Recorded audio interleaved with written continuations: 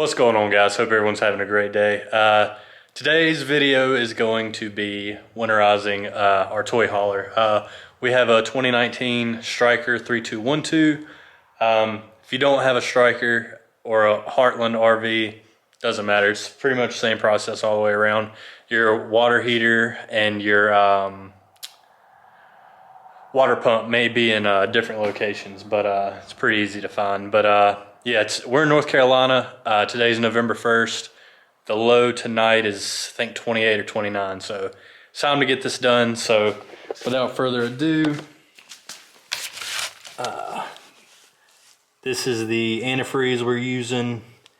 Burst protection up to negative 50 degrees. I've heard that number is not true, but yeah, we got to do something. So that's what we're gonna go with. And my wife is picking up 3 more bottles of this, I believe. So we'll have 5 total. But yeah, without further ado, let's get straight into it. All right, guys. First things first. I'm gonna take this out to 1 1/16 on mine, and let all the water drain out. And I pushed a paper towel up in there, which is wet, so I'm probably gonna replace that. I'm actually just gonna take it out now. It's been out for probably 5 hours now, so there's still a little water coming out. But yeah, this evening I'll shove a paper towel up in there. But yeah, first things first, take that out, and first let all your pressure out. And if it's, if you just use your RV and it's hot, be very careful that you don't get burned when relieving the pressure or when you're letting the water out of the water tank. All right, guys, on my Stryker, my water tank is on this side where I just was, but I had my little creeper over here on this side. But yeah, what I'm gonna do is let the water out of the low point drains, which I've already done, and then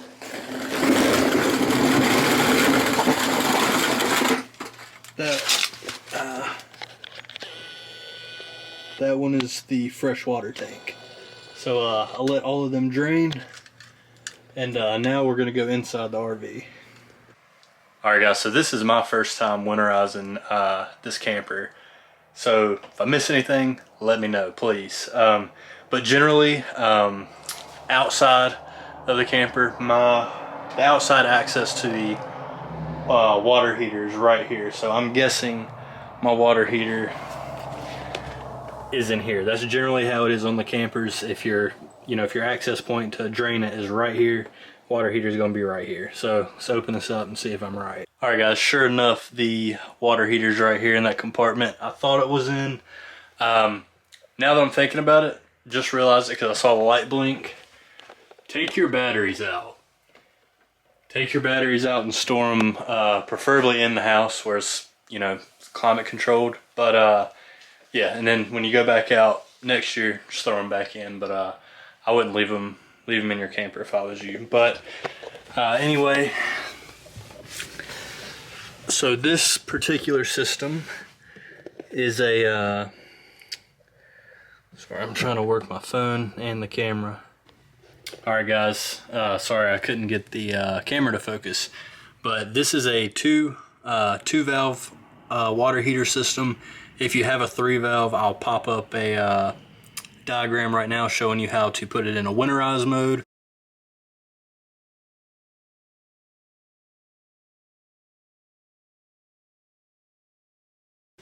But for this video's purpose, we have a 2-valve in here, and so as you can see, the valve is pointing to the water heater.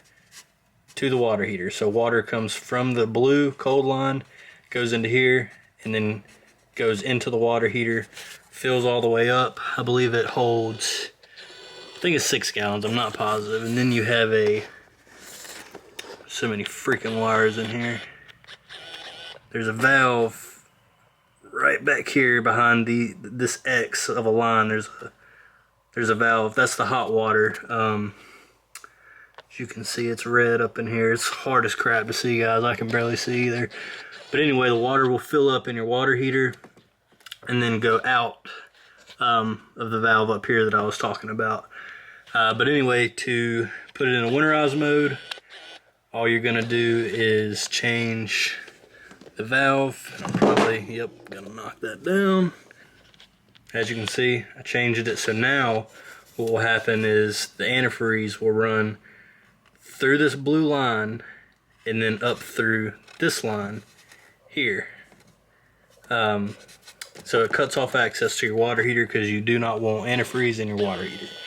But anyway, yeah, that's winterize mode, and you're gonna do the exact same with the top one, and I'm not gonna be able to get that one on camera because it's gonna be a pain in the ass. So gonna do that now. Alright guys, on this 2-valve system, I have both of them turned that way. So now the water will run through here. I'll throw up a little arrow so you guys will see what I'm talking about.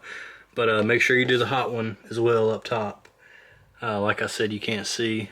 It's right there. But yeah, they're both, it's in winterize mode now. So now what we're gonna do is go find the water pump. Alright guys, just found the water pump. It is under the kitchen sink in the 3212s. I'm gonna have to get this out just to show you guys real quick.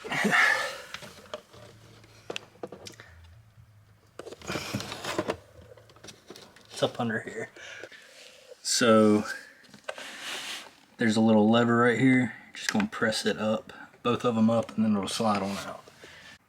Alright, stand corrected again. This side over here, on the left side of your sink, this side went up, the side over there went down, and then it came out.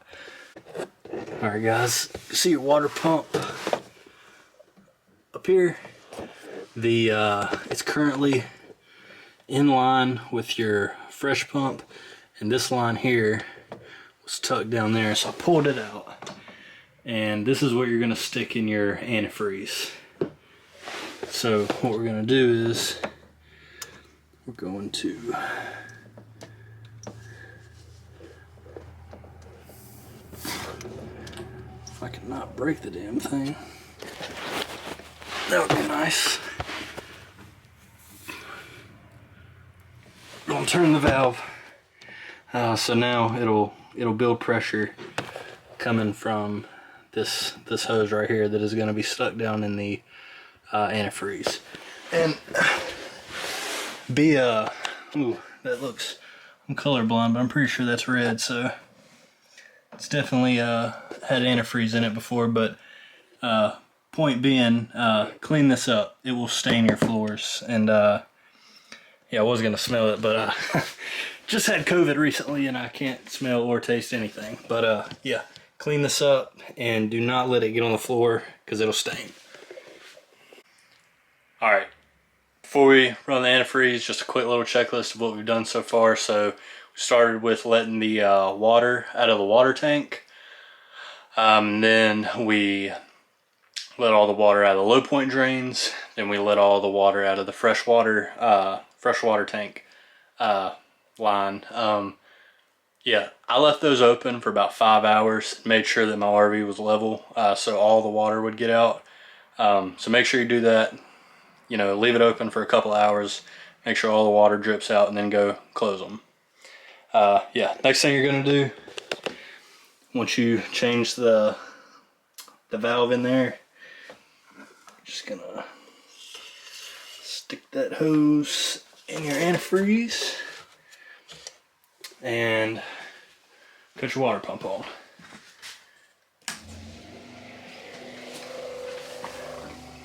And as you can see, that's going to build pressure in the water pump. There you go. Water pump cut off, line's pressurized. Now what you're going to do is you're going to go to kitchen sink. You're going to do cold. You're going to run it cold, let it come out. It'll probably be water at first. When you see the antifreeze come out, cut it off, flip it to the hot side, let it run. Once you see antifreeze, close it. Then you're gonna come in your bathroom. Find the light switch. You're gonna do the cold, let it run, let the antifreeze come out, close it.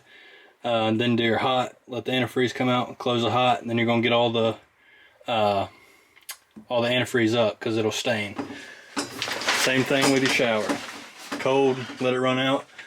A little tip, let this thing go all the way down here as far as it'll go so you don't get antifreeze everywhere and down your drain.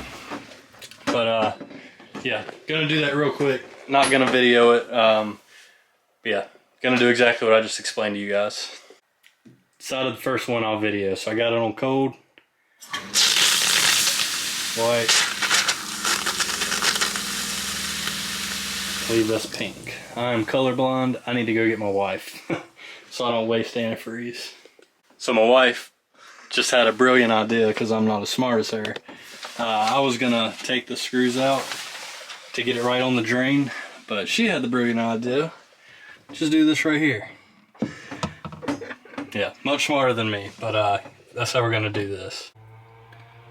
So I ran the cold and the hot on the shower, and what I'm gonna do is I'm gonna leave this laying here for now. Like I said, so we don't stain the floor in the shower.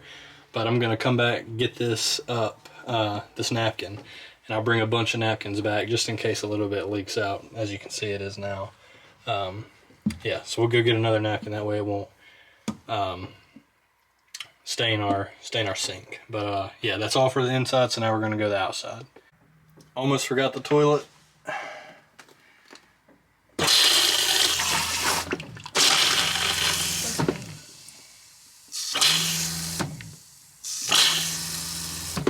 I'm gonna leave that antifreeze in here, and yeah, that'll keep the seal from drying out. But yeah, make sure you close this, guys, in case you have pets coming here during the winter.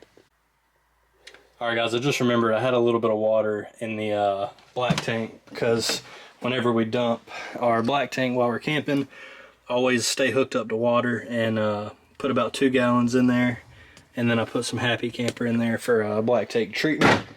So what I did is I ran some antifreeze down in the black tank, but I'm not too concerned with it because the purpose of this is to get your water lines like that full of antifreeze, because if water was in there in the wintertime, then it's going to expand and potentially crack those water lines. So yeah, ran a little bit down there, but not a whole lot, and put some on the seal as I showed you guys. Alright guys, hooked up to the spray port out here, sprayed it on the ground. Probably shouldn't have sprayed it over here, but neither my wife nor I could see that it was pink when we were spraying it on the gravel. But to get this disconnected, you got to relieve the pressure on the inside. So yeah, that's the last thing, so we're done now. Alright guys, something that I almost forgot was to put some down into here, so if you have any left, make sure you put it in all the P-traps here. You can put some in here even though the water ran down there, but just to be safe. So after everything's done, you're gonna come out here. That's how you cut the water pump off, and then squirt that, and it'll lose pressure, and then it'll pop right out.